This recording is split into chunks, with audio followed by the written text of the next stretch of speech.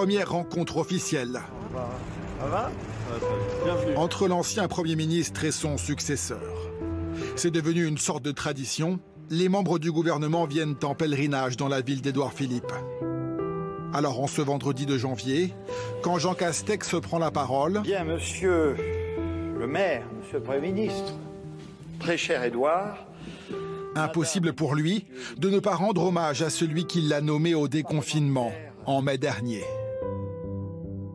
Vous aviez eu avec le courage, le sang-froid et la clairvoyance que chacun vous reconnaît et dont je suis le témoin privilégié pour avoir servi à vos côtés pendant plusieurs semaines, à gérer la première vague. Jean Castex parle du Covid, c'est son rôle.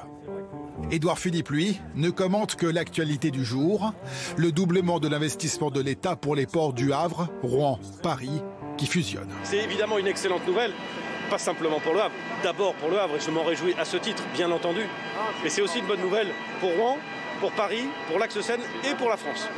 S'il est la personnalité politique préférée des Français, le maire du Havre reste à sa place. Et ce n'est pas qu'une question de protocole. Les deux premiers ministres jouent l'entente cordiale. Et la complicité. L'eau qui flanche en cours de route. Il faut toujours avoir un suppléant. Un suppléant, c'est le rôle que certains imaginent pour Édouard Philippe à la présidentielle de 2022, si Emmanuel Macron ne briguait pas un second mandat. En juillet dernier, le président avait demandé à son ancien Premier ministre de jouer un rôle de rassembleur de la majorité, mais Philippe, peu enthousiaste, se concentre sur sa ville du Havre. Tout est prêt. À la mi-décembre, en pleine seconde vague du Covid, le fief d'Édouard Philippe est d'ailleurs choisi pour expérimenter une campagne de dépistage massif. On est dans la capacité d'abord à détecter et ensuite à expliquer et à organiser la réponse collective. Donc il y a quelque chose qui peut donner de l'espoir en fait.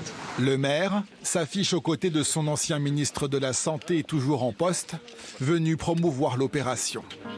Depuis plusieurs mois, Bonjour. il prend la parole régulièrement. Je voudrais vous parler aujourd'hui rapidement de la situation sanitaire. Il tient à informer les Havrais, comme il le faisait avec les Français à Matignon. Le Premier ministre du Havre n'a rien perdu de ses réflexes. Merci beaucoup.